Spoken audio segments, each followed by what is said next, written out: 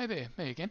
Nigel here has asked a question on Yammer, and he's saying a teacher here is using Zoom for meetings between students and students here and students in Japan. The teacher is the host and lets the external students in as required. All students would require chat and screen sharing. Is there a QRG to do the similar thing in Teams? Google just turns up admin stuff. Thanks very much.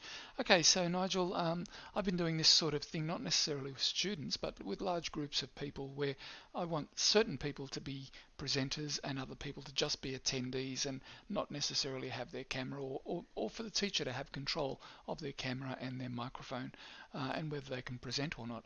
So there is a way to do it, and I'll very quickly show you exactly how that is. First thing that the teacher needs to do is jump into their Outlook, and they would come in and pick a meeting time. So let's just say it's midday here, and they'll give their meeting a title. So let's say it's a meeting between Japanese and Australian students. Okay, and it's going to be a Teams meeting, so let's click that little button at the top there, and that will make it a Teams meeting.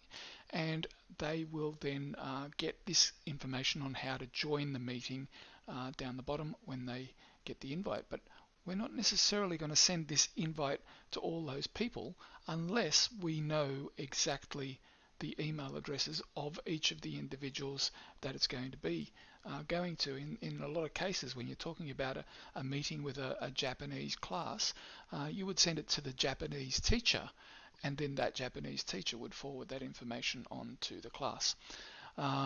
So what you would do under required is you would put your own email address if you're the teacher, and you would put the email address of the Japanese teacher, who is going to be the other person, and these two people under required are going to be the team meeting hosts. So they'll have full privileges to the meeting. You don't necessarily want to give any of the students full meeting privileges because they can do all sorts of rotten things that you don't necessarily want, like muting people's mics and turning off, disallowing people's cameras and those sorts of things. So I don't have another person in this meeting for now, so I'll just leave it with myself. And when you're ready, you will click the send button. You could have added some more text in there to describe what the meeting was and so on, but it's here. The meeting is now in my calendar. Now the next thing the teacher should do is actually go back into that meeting and look at the meeting invite down, the meeting details at the bottom, and one of the things that's in here is something called meeting options, and it says here control click to follow link. So hold your control key down and click on that, and it should open up in Internet Explorer, no, in Edge, I was joking, or in Chrome, depending on what your default browser is, and you'll get a screen like this, and it's all about the meeting between Japanese and Australian students, and it's on that particular date. Who can bypass the lobby? People in my organization and guests can bypass the lobby. So people in my organization could be the students because they'll be signing in with their own details. Anyone else that comes in with that URL that you're going to share is a guest. So what we're going to do is say that we're going to ask for them to go into the lobby before they can come in.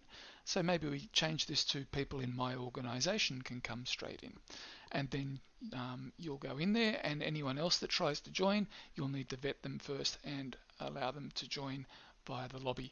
Always let callers bypass the lobby. Announce when callers join or leave. You can choose to turn those on or off. Choose co-organizers. So this is where you could pick that second teacher to be a co-organizer. Okay, who can present? Do you want everyone to be able to present at this point in time, or do you want to selectively choose who are the people that are going to present and enable their presentation rights in the meeting itself? And you can do that. Specific people, only me, and co-organizers is probably a better way to go. But if you go everyone, then from the get-go, everyone will be able to present. Allow mic for attendees. You can allow this to be turned on or off, and you can again selectively turn them on or off in the meeting by going into the participants list when everyone's joined. Click the three dots next to a certain person's name, and you can make them a presenter. You can grant them microphone rights. You can grant them camera rights at that point in time.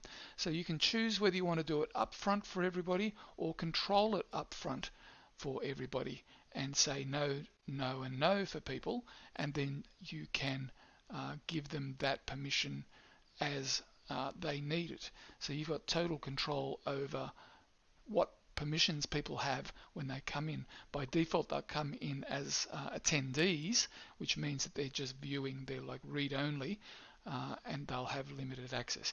You can allow meeting chat here as well, so whether you want to have meeting chat, so default is enabled, but you can disable it, or you can make it in meeting only. In meeting only means that the chat section does not remain accessible to people when the meeting itself is not running. So that might be an option that you want to have. But if you choose enabled, it means that even when the meeting ends, they'll still have the chat within their Microsoft Teams environment, and they can go in and post. So that's totally up to you how you want to select that. Whether you want to allow reactions, the emojis and so on. If you want Q&A to be turned on, you can have that. And these are for subtitles and language interpretation. You can turn those on or off as you like. Hit the save button. And then what you've got is all of those default meeting settings are applied to your meeting when you start the meeting. And then when that meeting is actually run, you will then have control over each individual person who is in the meeting and grant them permissions as required, because it's not necessarily a good idea to give everybody presenter rights from the get-go, because as soon as somebody presents, another person can take over the presentation if you've given them that right. And then all you need to do is simply share this link, and you can do that in whatever way you like. You can send them an email with the link, you can put it in a Teams channel, or so on. It doesn't have to come from this meeting invite. Hope that helped, Nigel, and I hope the meeting between the Australian and Japanese students works out really well. And I will see you in the next video.